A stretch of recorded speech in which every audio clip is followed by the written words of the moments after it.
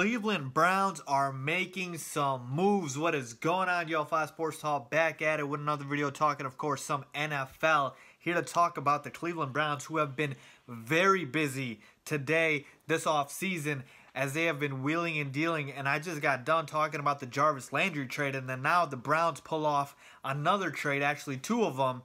Basically, and if you guys missed my Jarvis Landry take, go ahead and check that out. But basically, the Browns trade for quarterback Tyrod Taylor, and they also trade away their quarterback DeShone Kizer, and they also acquired cornerback Damarious Randall. So I'm here to get into all of that, folks. A lot to talk about here, digest, and really get into. So breaking down all of these trades from the Browns' perspective, from the Bills' perspective, from the Packers' perspective, and why all of these trades were made. So with that being said, let's get started. We always do. Let's start with the trade details, and I'm going to be starting with the Tyrod Taylor trade. Okay, so he was traded from the Buffalo Bills to now the Cleveland Browns for a 3rd-round pick, which is now officially the 65th pick in the 2018 NFL Draft. So why did the Bills trade Tyrod Taylor? Well, quite frankly, they are not fond of Tyrod Taylor, if you will. If you guys remember last season, they benched Tyrod Taylor for the great, and I do mean great, Nathan Peterman, and that definitely fell flat on their faces. He threw 5 interceptions that game, and they had to go back to Tyrod Taylor because they were the laughingstock of the NFL that week for benching Tyrod Taylor. So they're not fans of Tyrod Taylor, and it was clear that they were going to move off of him. For whatever reason, they don't like Tyrod Taylor, so this is not surprising that the Bills are trying to move off him.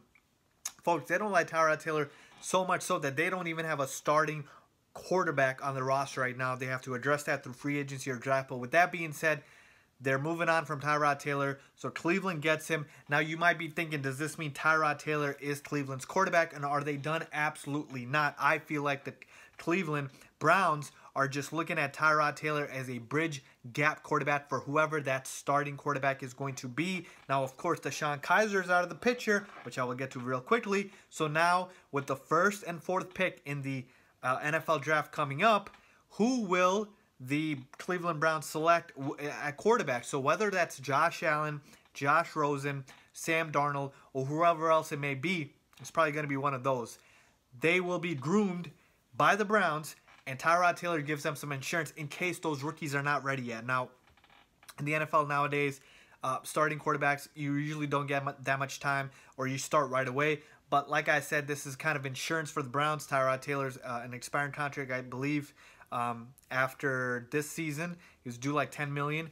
But basically, that's what he does. He gives the Browns insurance, and it's not a long-term investment in Tyrod Taylor. So that's basically the thinking behind acquiring him there, okay? And like I said, they have a boatload of draft picks, so giving up a 3rd-round pick, to me, this was a little high for a guy like Tyrod Taylor. But again, it's a quarterback-driven league, so the quarterback market is certainly going to be a little bit more than any other position, because if you keep it in mind, Jarvis Landry was traded for 2 picks, but those were 3 to 7. We haven't gotten full details on that, but even if we think about it, it could be a 3rd-round pick, 2 3rd-round picks, and certainly Jarvis Landry is a better wide receiver than Tyrod Taylor as a quarterback, but you just see the comparison here. So the only complaint I would have if I were a Browns fan was the price was a little steep, a little bit more than I would be willing to give up for a Tyrod Taylor. But other than that, I like the move, insurance, and in case you want to develop one of these young guys and bring him along slowly,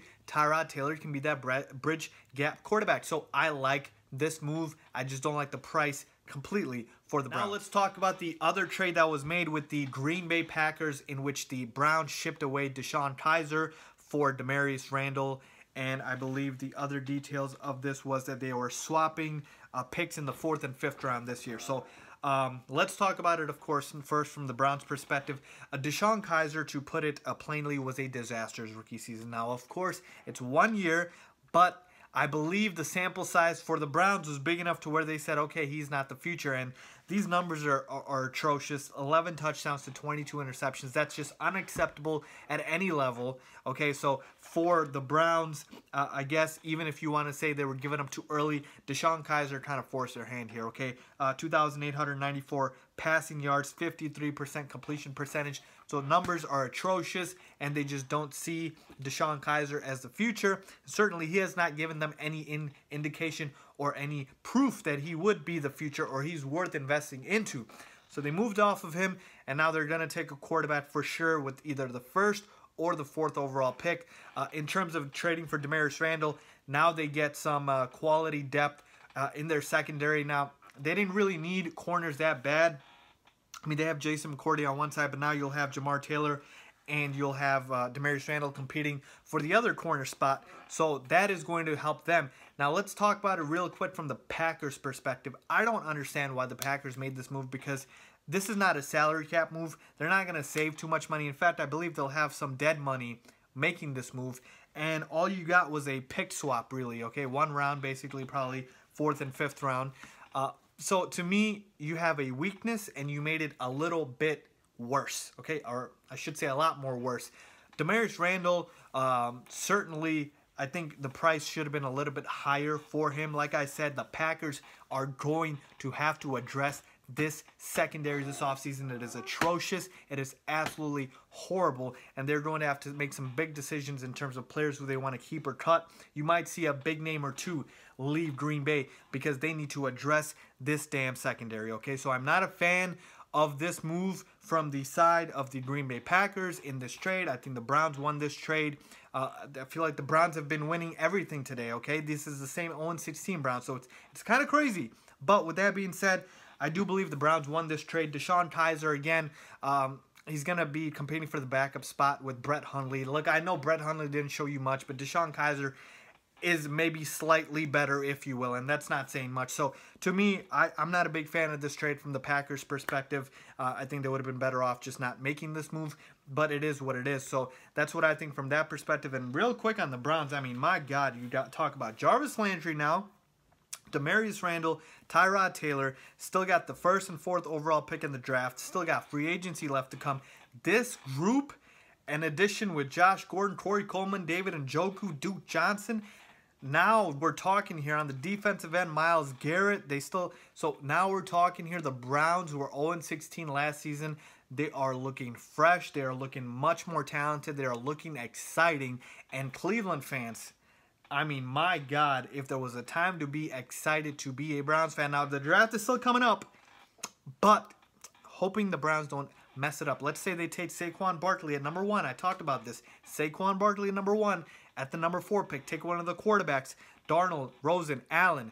Now we're talking here, okay? So I'm very excited as a I was almost saying Browns fan. I'm certainly not a Browns fan. I'm a Bears fan. But I'm very excited as an NFL fan to see a team like the Browns, who have been bad for so long, make some nice moves and hopefully show some improvement. Folks, they won't go 0-16 again next year. So let's hope for the better with the Cleveland Browns. But I certainly like what I saw from them today. So let me know what you guys think about these trades. If you agree or disagree with me, leave a comment down below. Give it a thumbs up this video if you guys agree and like this video. And make sure you guys subscribe. Turn on post notifications. A lot of stuff coming up, folks. Free agency coming up. The draft coming up. You guys are not going to want to miss the analysis, the videos that I'm going to be putting out on a daily basis. So make sure you guys are subscribed. Make sure you guys are locked in FST. And as always, thanks for watching.